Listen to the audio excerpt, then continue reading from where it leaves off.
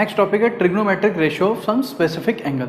तो उससे पहले एक चीज़ देखिए, अभी हमने लास्ट में जब ट्रिग्नोमेट्रिक रेशियोज निकाली थी एक एंगल ए की, ए बी सी, उसमें हमने साइड जो हैं 3, 4 और 5 यूज़ किया था। तो देखिए, अगर मान लीजिए यहाँ पर ये साइड हम डबल कर दें, जैसे इस ट्रायंगल को ऐसे एक्सटेंड कर दें, हमने मान लीजिए ये साइड डबल कर दिए, अब ये A B C D E, तो अब ये जो ए डी है ये 4 की जगह पर 8 है, और ये जो डी ई है ये 3 से डबल होके ये 6 है। तो उस केस में हमारी ये जो ए ई साइड है, अगर ये हम निकालें हाइपोटेनस, तो ये होगा 8 का स्क्वायर प्लस 6 का स्क्वायर उसका अंडर रूट। 8 का स्क्वायर होता है 64, 6 का 36, दोनों को ऐड करोगे आएगा 100, 100 का रूट होता है 10। तो मतलब ये साइड भी जो है डबल हो जाएगी, हाइपोटेनस भी डबल हो जाएगा। तो एक तरह से तीनों साइड अगर डबल हो गई हैं, तो देखिए अब हमने ट्रिग्नोमेट्री जब इस वाले में निकाली थी ए बी सी में, in triangle A B C, जो साइन ए है वो था हमारा परपेंडिकुलर अपॉन हाइपोटेनस 3/5। और अगर सिमिलरली अब हम निकालें in triangle A D E में, ए डी ई में, तो उसमें क्या होगा, परपेंडिकुलर है 6, तो साइन ए होगा 6 अपॉन हाइपोटेनस है हमारा 10। और अगर हम इनको कट करें तो ये 2 3 जा 6, 2 5 जा 10, तो ये सेम जो है 3/5 ही आ जाएगी। तो इससे फर्क नहीं पड़ता कि जो ट्रायंगल है वो बड़ी हो जाए या छोटी हो जाए, अगर एंगल फिक्स है तो जो साइन ए है दोनों केसेस में, दोनों ट्रायंगल में वो सेम रहेगा। यानी कि एक रेशियो जो है वो सिर्फ डिपेंड करती है एंगल पे, उसके ट्रायंगल्स के साइज पे नहीं। ठीक है, तो इसलिए हम जो है यहाँ पर कुछ स्पेसिफिक एंगल्स पे बात करते हैं, जैसे कि 45 डिग्री, 30, 60, 90 और 0 डिग्री पे। तो सबसे पहले अगर बात करें एट 45 डिग्री, तो अब एक हम ये ट्रायंगल ले लेते हैं ए बी सी, और इसका ये जो एंगल ए है, अगर ये 45 डिग्री है, क्योंकि जैसे हम साइन ए लेते हैं, कॉस ए लेते हैं, तो वो ए ही एंगल ले रहे हैं, तो इसी को हम जो है अगर 45 डिग्री लें, if angle A equal to 45 degree, तो देखिए ये 90 डिग्री है, ये 45 डिग्री है, तो अगर हम एंगल सम प्रॉपर्टी से एंगल सी निकालते हैं तो वो भी 45 डिग्री होगा, तो एंगल सी भी ऑटोमेटिकली 45 डिग्री हो जाएगा, क्योंकि 45 प्लस 45 90, और 90 90 180 होता है एंगल ट्रायंगल का सम। नाउ अब जो है, अगर ये दोनों एंगल सेम हैं तो ये दोनों साइड भी सेम होंगी, ये भी 9th में आपने रूल पढ़ा हुआ है। तो अगर ये दोनों साइड सेम है, तो अगर हम इस साइड को मान लेते हैं a और इस साइड को मान लेते हैं a, और अब पाइथागोरस थ्योरम का यूज करके AC निकालते हैं, तो इसकी वैल्यू होगी a square plus a square का अंडर रूट, परपेंडिकुलर का स्क्वायर प्लस बेस के स्क्वायर का अंडर रूट। तो a square plus a square कितना होता है, 2a स्क्वायर, और अब a स्क्वायर का आप रूट कराओगे तो उसका तो स्क्वायर हट जाएगा, वो तो बाहर आ जाएगा a, लेकिन 2 का तो रूट नहीं हटेगा, तो ये वाली साइड आएगी आपकी hypotenuse under root 2a। Now अब अगर जो है ट्रिग्नोमेट्रिक रेशियोज की वैल्यू निकालें एट 45 डिग्री, तो हम अब साइन a लिखने के बजाय लिखेंगे साइन 45। तो साइन 45 डिग्री की वैल्यू होगी, साइन थीटा की वैल्यू क्या होती है, परपेंडिकुलर अपॉन हाइपोटेनस। तो परपेंडिकुलर क्या है यहाँ पर a, हाइपोटेनस क्या है अंडर रूट 2a, तो a upon under root 2a। अब देखो a से a कैंसिल कर देंगे तो ये आ जाएगा 1/√2। तो इस तरह से साइन 45 की वैल्यू होती है 1/√2। नाउ cos 45 की निकालें, तो cos 45 होता है बेस अपॉन हाइपोटेनस, तो a बाय बेस भी यहाँ पर a ही है, अपॉन में under root 2a, same a से a कटेगा, ये भी 1/√2 आ जाएगा। नाउ 10a, tan 45 डिग्री, 10 होता है परपेंडिकुलर अपॉन बेस, तो a बाय a ये दोनों कैंसिल हो जाएंगे, आंसर आ जाएगा 1। इसी तरह से कॉसिकेंट 45 डिग्री, कॉसिकेंट होता है हाइपोटेनस अपॉन परपेंडिकुलर, तो अंडर रूट 2a अपॉन ए से a कटा, इसकी वैल्यू होगी रूट 2, और सीकेंट 45 इसकी वैल्यू होती है हाइपोटेनस अपॉन बेस, तो अंडर रूट 2a अपॉन ए से a कटा, ये भी सेम अंडर रूट 2 आ गया। नाउ कॉट 45 इसकी वैल्यू होती है base upon perpendicular, base a है, परपेंडिकुलर भी a है, तो a बाय a ये आ गया 1। ठीक है, नाउ ये हो गया एट एंगल 45। अब बात करते हैं एंगल 30 डिग्री और 60 डिग्री दोनों पे। एट 30 डिग्री एंड 60 डिग्री, अब ने देखिए दोनों क्यों लिए। अगर मान लीजिए एक हम इक्विलेटरल ट्रायंगल ले रहे हैं, ये ले लेते हैं ए, ये मान लेते हैं डी, और ये मान लेते हैं सी। ए सी डी हमने एक इक्विलेटरल ट्रायंगल ले ली। अब देखिए इक्विलेटरल है तो इसका ये एंगल 60 डिग्री होगा, मतलब हम एंगल ए 60 डिग्री लेके चल सकते हैं। लेकिन देखिए आपको बताया था ट्रिग्नोमेट्रिक रेशियो जो है वो राइट एंगल ट्रायंगल में लगती है, इक्विलेटरल में नहीं लगती है। तो हम एक इस पे एल्टीट्यूड बना लेते हैं, और इक्विलेटरल ट्रायंगल का जो एल्टीट्यूड होता है वो परपेंडिकुलर बाइसेक्टर होता है। तो परपेंडिकुलर बाइसेक्टर मतलब ये 90 डिग्री हैं और ये दोनों साइडें सेम हैं। तो अगर मान लीजिए हम ये बीच में पॉइंट भी ले लेते हैं बी, अगर इन दोनों साइड को हम ले लें, इसको A और इसको A, तो ये टोटल होगी 2A, और ये पूरी की पूरी इक्विलेटरल ट्रायंगल थी, तो ये 2A है तो ये भी 2A होगा और ये भी 2A होगा, तो ये 2A, A plus A 2A, तो ये भी 2A और ये भी 2A। अब हम सिर्फ ए बी सी ट्रायंगल में बात करेंगे, उधर वाली की कोई जरूरत नहीं है क्योंकि हमें राइट एंगल ट्रायंगल मिल गई। और जैसे कि मैंने कहा था 30 डिग्री और 60 डिग्री, तो देखो 60 डिग्री ये है, 90 ये है, तो 90 प्लस 60 करेंगे 150, और 180 में से 150 माइनस करेंगे तो ये थर्ड एंगल हमारा आ जाएगा 30 डिग्री। तो इसलिए मैंने 30 और 60 का, इन दोनों का हम यूज कर सकते हैं इस ट्रायंगल में। ठीक है, तो नाउ सबसे पहले तो परपेंडिकुलर निकालना पड़ेगा BC। तो परपेंडिकुलर क्या आएगा, परपेंडिकुलर यहां निकाल लेते हैं उसका, तो वो आएगा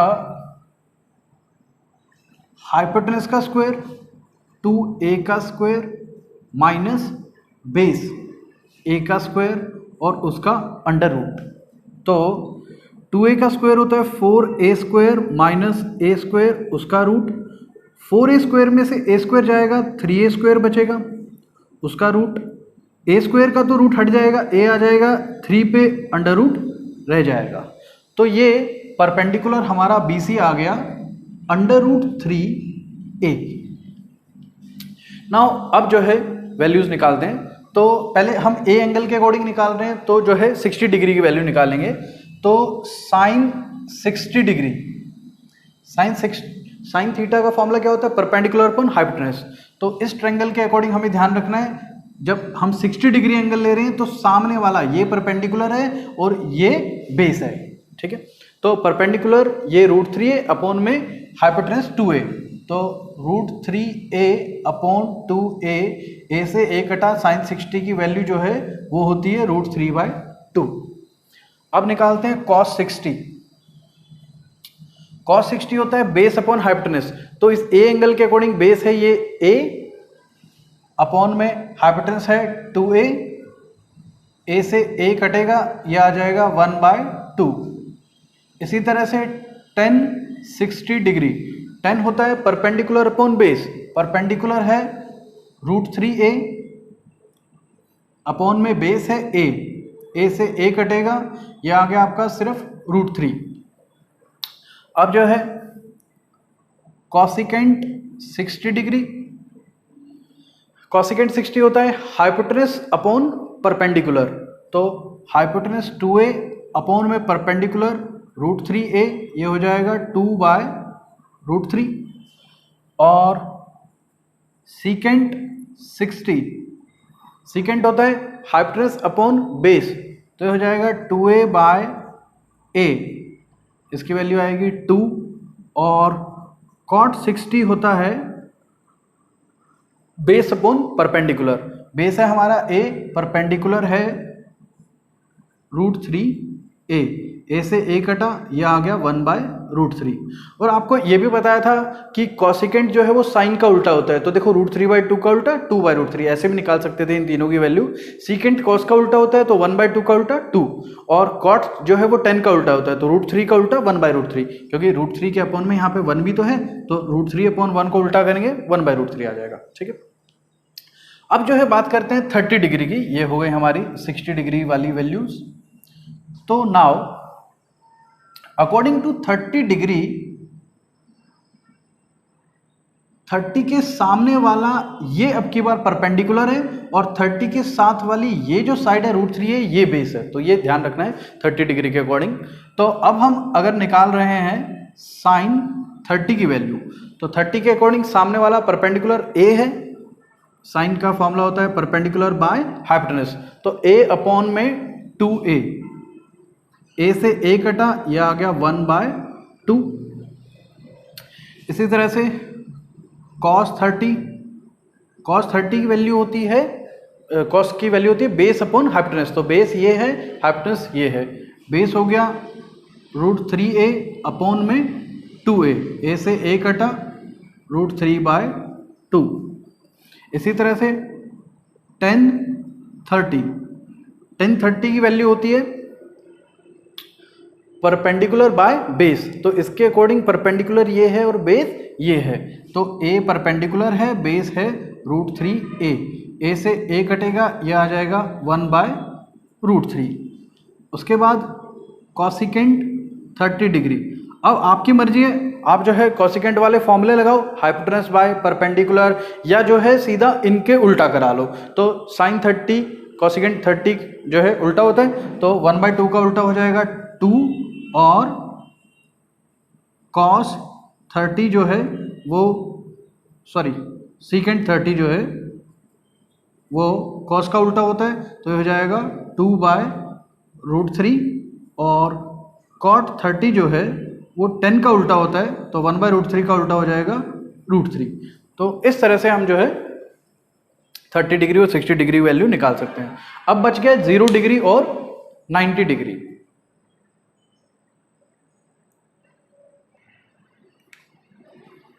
तो नाउ ट्रिग्नोमेट्रिक रेशियो बात करें एट एंगल 0 डिग्री। तो देखिए, अगर एक राइट एंगल ट्रायंगल में ए बी सी, बी है 90 डिग्री, अगर हम if angle A equal to 0 degree लेते हैं, तो ये एंगल अगर 0 डिग्री है, इसका मतलब है ये साइड हमारी यूं आ जाएगी, ये साइड इसी के ऊपर फॉल होगी, मतलब सी पॉइंट बी पॉइंट पे आ जाएगा। तो उस केस में क्या होगा, ए बी और ए सी हमारे सेम होंगे। अगर ये 0 डिग्री है तो ए बी और ए सी सेम हो जाएंगे। तो मतलब अगर मैं ए बी साइड को ए मान रहा हूं, तो ए सी भी कितनी हो जाएगी, ए हो जाएगी। और ये बी सी, तो सी तो पॉइंट एग्जैक्टली बी पे फॉल हो गया, तो ये वैल्यू तो 0 होगी, तो बी सी की वैल्यू हो जाएगी उस केस में 0 डिग्री। ठीक है, तो अब इन वैल्यूज़ को, ये प्रैक्टिकली पॉसिबल नहीं है, तो जो है आप ध्यान रखें कि ये 0 है, मतलब ये सी एक्चुअली बी पे फॉल हो रहा है, ये पॉइंट जो है यहाँ बी पे फॉल हो रहा है। तो अब जो है वैल्यूज़ इनका यूज़ करके अगर हम निकालें, तो साइन 0, अच्छा अब ए एंगल के अकॉर्डिंग सामने वाला सेम वही, ये परपेंडिकुलर है, और ये जो है बेस है, और ये हाइपोटेनस है। तो साइन की वैल्यू होती है परपेंडिकुलर अपॉन हाइपोटेनस, तो 0 बाय ए, हाइपोटेनस की वैल्यू ए है, तो ये हो जाएगा 0। इसी तरह से cos 0 डिग्री, cos होता है बेस अपॉन हाइपोटेनस, तो ये है a और ये भी a है, तो हम कह सकते हैं a बाय a इक्वल टू 1। ठीक है, इसी तरह से tan 0 डिग्री, अगर इसमें कंफ्यूज हो रहे हो तो पहले लिख लेना कि बेस a है और हाइपोटेनस ए है और यहाँ पर परपेंडिकुलर जो है हमारा वो 0 है, ठीक है। तो tan 0 में क्या होगा, परपेंडिकुलर अपॉन बेस, तो 0/a ये भी 0 होगा, और कॉसिकेंट 0 डिग्री। अच्छा, अब की बार जो है इसका उल्टा कराने की वजह डायरेक्ट ही निकाल लेते हैं। तो कॉसिकेंट 0 में हाइपोटेनस अपॉन परपेंडिकुलर लगेगा, तो a/0, a/0। तो देखिए जब भी डिनोमिनेटर में 0 आता है तो आंसर जो है हम लिखेंगे नॉट डिफाइंड, ये जो है आंसर नॉट डिफाइंड है। तो अब जो है बात करें सीकेंट 0 पे, तो सीकेंट है हाइपोटेनस अपॉन बेस, तो a/a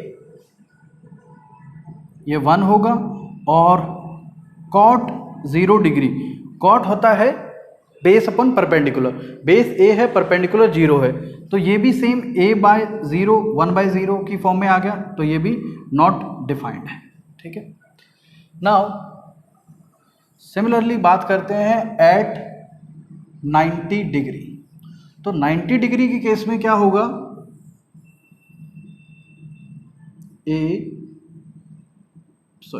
नीचे ले लेते हैं, A B C, B हमारा 90 डिग्री होता ही है, और यहाँ पर इन्होंने बात की कि if angle A equal to 90 degree. तो देखिए A को तो 90 डिग्री से बनाना पॉसिबल नहीं है, हम ऐसा सपोज करते हैं कि अगर एंगल A 90 है और B भी 90 है, तो 90 90 180 हो गया, C क्या होगा 0 डिग्री।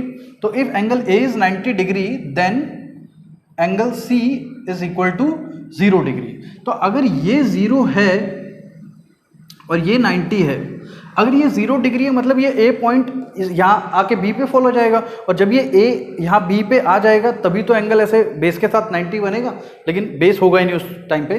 तो आपको सपोज करना है कि ये A पॉइंट जो है वो यहाँ अगर B पर फॉल होता है तभी ये 90 और वो 0 हो सकता है, ठीक है। तो A अगर B पर आ गया तो इसका मतलब है AC और BC साइड सेम हो गए। तो अगर आप BC को मतलब इसके सामने वाले परपेंडिकुलर को आप A मान रहे हो तो उस केस में हाइपोटेनस भी हो जाएगा A, लेकिन A पॉइंट अगर B पे चला गया तो AB तो 0 हो जाएगा, तो AB मतलब बेस हमारा हो जाएगा 0 डिग्री। तो सिमिलरली अब ये वैल्यूज निकालते हैं। तो नाउ हमें लेना है एंगल 90 डिग्री, क्योंकि A की वैल्यू 90 डिग्री है, तो साइन 90 डिग्री। अच्छा, डायग्राम पे मत जाना कि डायग्राम में ये 90 डिग्री नहीं लग रहा है, ये 0 नहीं लग रहा है, वो हमने सपोज करना है, ठीक है। तो साइन 90 का फॉर्मूला क्या होता है, परपेंडिकुलर बाय हाइपोटेनस, तो A/A ये हो जाएगा 1 cos 90, ये होता है बेस अपॉन हाइपोटेनस, बेस कितना है 0/A, ये 0 हो जाएगा। tan 90, tan होता है परपेंडिकुलर बाय बेस, तो A/0, ये यहाँ पर अपॉन में 0 आने की वजह से नॉट डिफाइंड हो जाएगा। नाउ कॉसिकेंट 90 डिग्री, कॉसिकेंट होता है हाइपोटेनस अपॉन परपेंडिकुलर, तो A/A ये आपका 1 रहेगा, और सीकेंट 90 डिग्री ये होता है हाइपोटेनस अपॉन बेस, तो A/0 ये यहाँ पर नॉट डिफाइंड हो रहा है। और लास्ट कॉट 90 डिग्री, कॉट 90 होता है बेस अपॉन परपेंडिकुलर, तो ये 0/A 0 हो जाएगा, ठीक है। तो ये थी सम स्पेसिफिक एंगल्स पर ट्रिग्नोमेट्रिक रेशियोज की वैल्यूज।